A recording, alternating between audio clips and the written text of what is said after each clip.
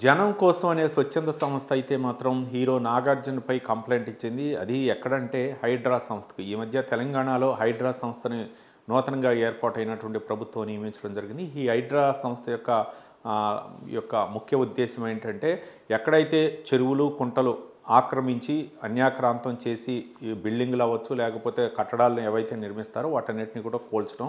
అంటే భవిష్యత్తులో చెరువులు ఎఫ్ఎల్టీ పరిధిలో, ఎఫ్టీఎల్ పరిధిలో ఏవైతే ఉన్నాయో వాటన్నిటినీ కూడా అన్యాక్రాంతం అవ్వకుండా పరిరక్షించాల్సినటువంటి బాధ్యత సీనియర్ ఐపీఎస్ అధికారి రంగనాథ్కి అయితే అప్పగించడం జరిగింది. కూడా జుళిపిస్తున్నారు. ఒక పక్క చాలా కట్టడాలను అయితే కూల్చివేస్తున్నారు. ఈ తరుణంలోనే జనం కోసం అనేటటువంటి స్వచ్ఛంద సంస్థ అయితే మాత్రం హీరో నాగార్జునకు చెందినటువంటి ఎన్ కన్వెన్షన్ అంటే తుమ్మిడి చెరువులో దాదాపు 29 ఎకరాల 24 గుంటలు అయితే మాత్రం ఆ యొక్క తుమ్మిడి చెరువులో ఉంది. అయితే దీంట్లో 3 ఎకరాల దాదాపు 3 ఎకరాల 30 గుంటలు అయితే మాత్రం ఆక్రమించి ఎన్ కన్వెన్షన్ని నిర్మించారు. అక్కడ పెళ్ళిళ్ళు లేకపోతే చాలా అక్కడ కార్యక్రమాలు జరుగుతూ ఉంటాయి కాబట్టి అక్కడ గతంలో కూడా బీఆర్ఎస్ ప్రభుత్వం, అప్పుడు టీఆర్ఎస్ ప్రభుత్వం ఆవిర్భవించినప్పుడు కూడా అప్పుడు ఆ ప్రభుత్వం కూడా కొంచెం ఆ హయాంలో కూడా కొన్ని ఫిర్యాదులు రావడంతో ఎన్ కన్వెన్షన్ కూల్చివేస్తున్నారని చెప్పేసి ఫిర్యాదులు రావడం జరిగింది. తర్వాత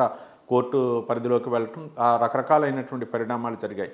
కానీ ఇప్పుడైతే మాత్రం జనం కోసం అనేటటువంటి సంస్థ అయితే మాత్రం హైడ్రాకి ఫిర్యాదు చేసింది. అది చెరువు లోపల చెరువుని ఆక్రమించి 3 ఎకరాల 30 గుంటలు అయితే మాత్రం అది చెరువును ఆక్రమించి అది ఎన్ కన్వెన్షన్ నిర్మించారు కాబట్టి దాన్ని కూడా కూల్చివేయాలని చెప్పేసి ఫిర్యాదు అందింది. మరి హీరో నాగార్జున మరి దీనిపై ఏ విధంగా స్పందిస్తారు? అది చెరువుని ఆక్రమించి కట్టారా, లేకపోతే దానికి ఏ విధంగా పరిమితులు ఉన్నాయి? ఎఫ్టీఎల్ పరిధిలో ఉందా, లేకపోతే ఏంటి? దానికి ఏమైనా క్లీన్ చిట్ ఇచ్చారా, లేకపోతే క్లియరెన్స్ తీసుకున్నారనేది మనం తెలియాలా.